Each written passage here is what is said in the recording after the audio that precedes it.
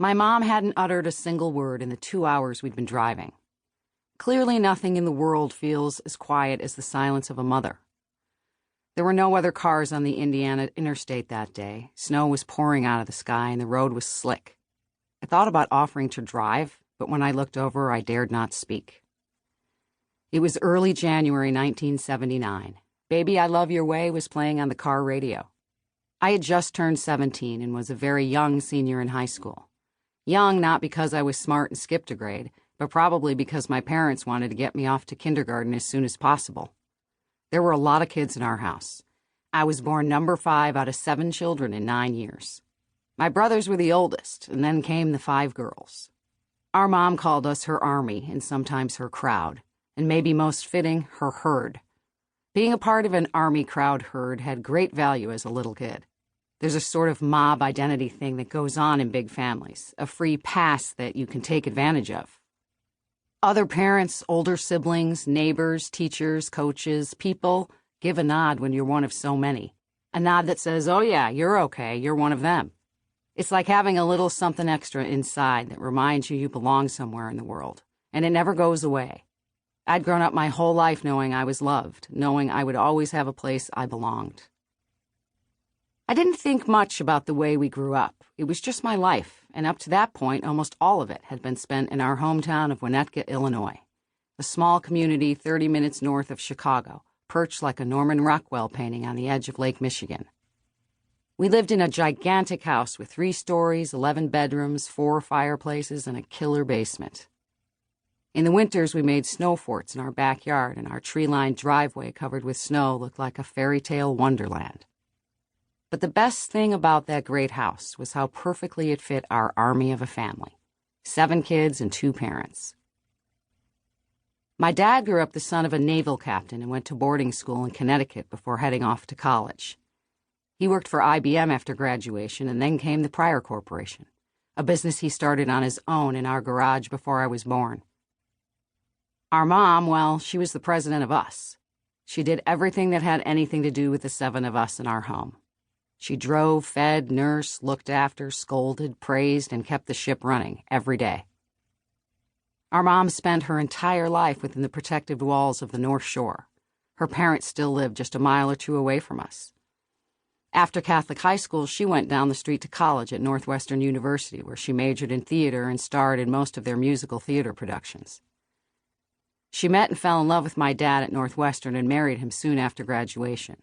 They settled in the area, and quickly we kids arrived, one after another. Northwestern University was a beautiful sight.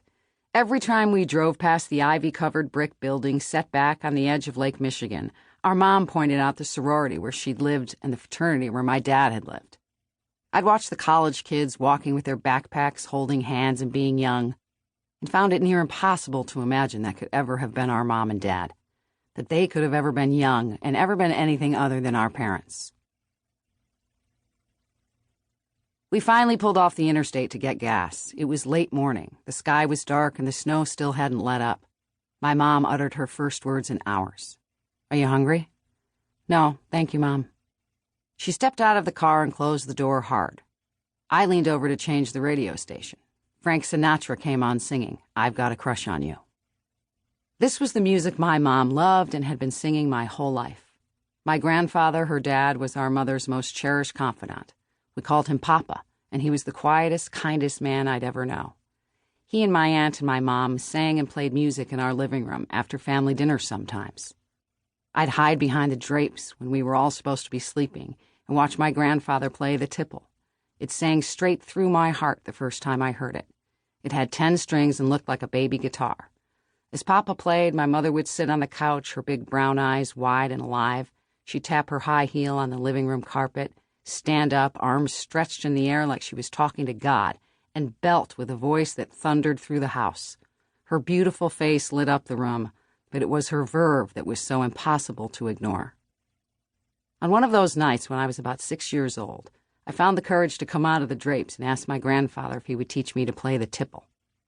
He answered with a bent little smile, "No, this is a useless instrument. It won't exist by the time you grow up. You need to learn to play the guitar."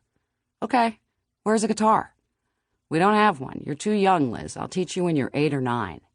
What? That was 100 years away. I committed the rest of that year to campaigning for a guitar, declaring on a daily basis that I could not live without it.